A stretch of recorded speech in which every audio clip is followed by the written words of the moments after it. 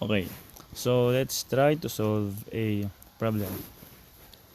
So problem 1, this is our circuit. So we have battery here, and then connected to a resistor, and then another resistor, and then pabalik dun sa battery. So we have a complete circuit here. Let's say that the source is 12 volts. This is R1, this is R2. R1 is 100 ohms, same as R2. So ano yung hanapin natin?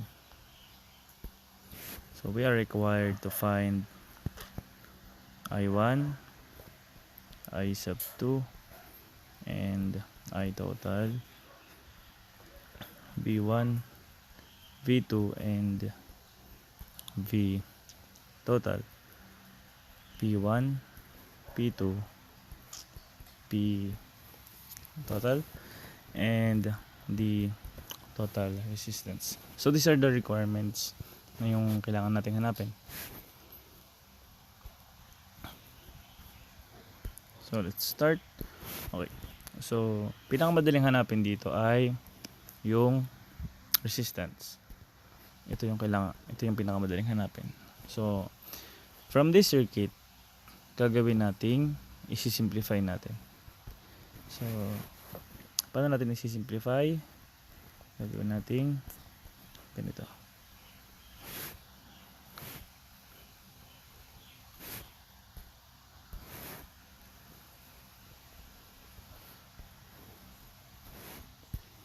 Okay. Para mas kita. Okay, yan, kita na. Okay. So this is 12 volts and this will be our total resistance. To find total resistance in a series circuit, the equation that we're going to use is total resistance is equal to R1 plus R2.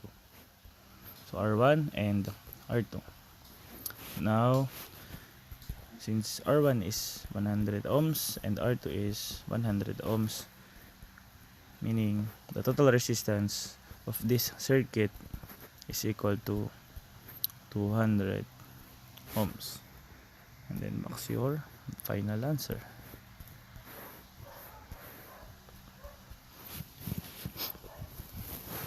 So ano pa yung isa pa nating madaling hanapin?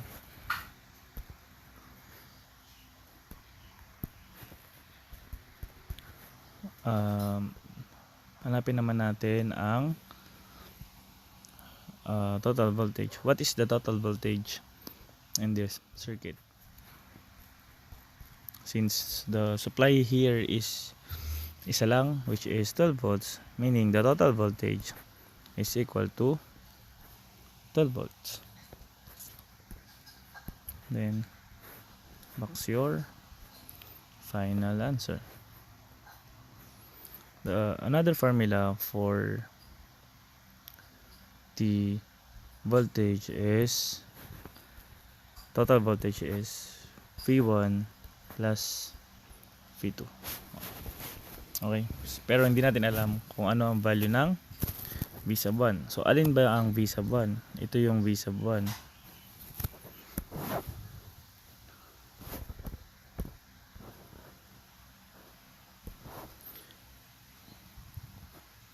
Ito yung V sub 1, ito yung V sub 2.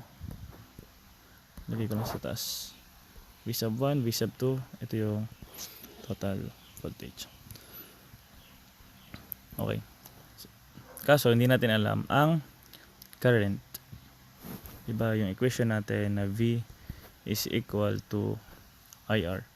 So hanapin muna natin current bago natin ma-solve ang V1 and V2.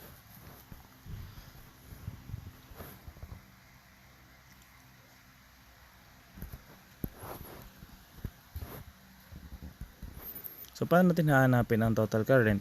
'Di ba sa series, since iisa lang yung flow ng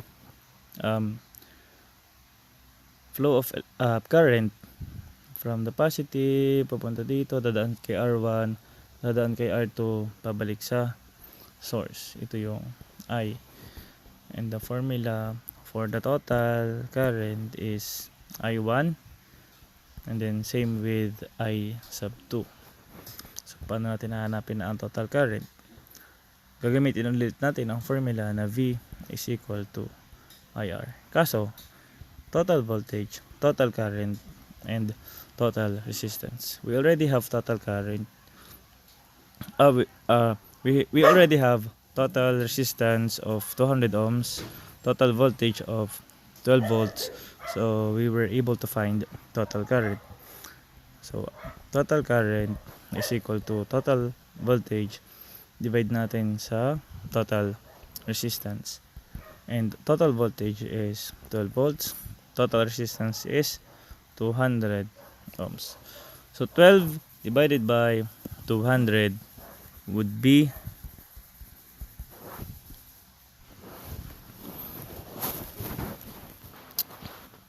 12 divided by 100, kumuha ko ng calculator would be 0.06 ampere. So this is our total current.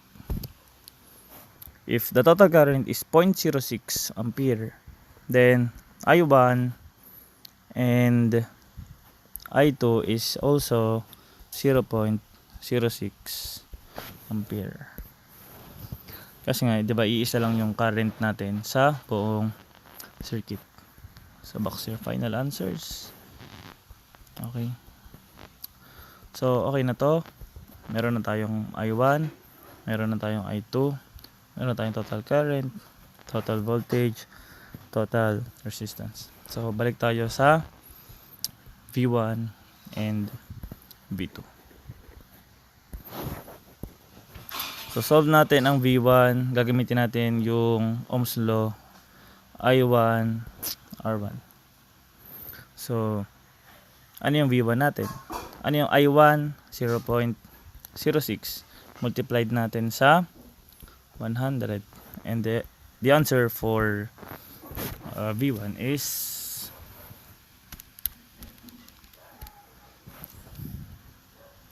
6 volts. No. So yung current from here ay 0.06. Pagdating dito 0.06 pa rin yung current. And then pagdating kay V2 ay 0.06 pa din. So kung susukatin nyo yung voltage across R1, ang formula na gagamitin again, V is equal to IR. Then don't forget to box your final answer. How about V2? V2 is the same as I2 and multiplied by R2. I sub 2 natin, same with the total current, which is 0.06, and then R2, which has the value of 100. So the voltage drop across the resistor 2 is 6, also 6 volts. So box your final answers. So update natin, meron na tayong V1, V2. So how about the power? Paano natin sinasolve ang power?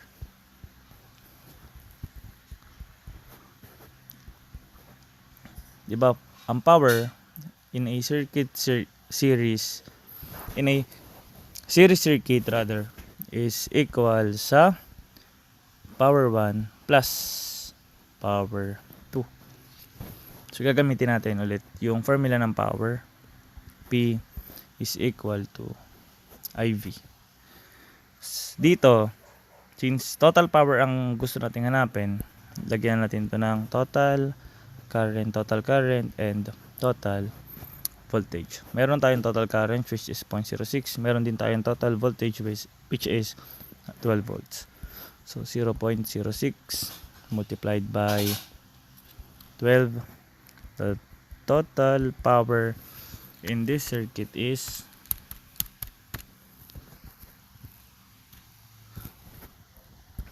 0.72.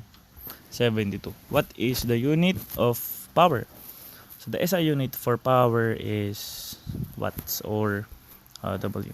And then box your final answer. How about P1 and P2? P1. So gamitin ulit natin I1, P1. I1 natin 0.06, V1 natin ay 6 volts. So 0.06 times 6, makukuha natin ay 0.36 watts. How about I2? So I2, V2. So 0.06 times 6, 0.36 watts. Box your final answers. Ito lang ba yung formula na gagamitin natin for the power? Hindi. Maraming formula na pwede natin gamitin tulad ng, diba, ito yung usually na ginagamit. Power ay pwedeng maging I squared R, and power pwede ding V squared, divide nyo sa R. So tingnan natin kung magiging parehas ito at saka ito. So PT is equal to IT quantity squared and then multiplied by the total resistance 0.06 quantity squared multiplied by total current total resistance, which is 200 ohms. So 0.06 squared times 200, the answer is 0. Total power is the same as 0.72 watts. How about this one? So total power quantity squared, divide nyo sa resistance. Total voltage nyo ay 12 volts. Quantity squared. The total resistance is 200. So 144 divided by 200. The answer is the same as 0.72 watts. So kahit anong gamitin yung formula, dapat parehas lang ang magiging final answers.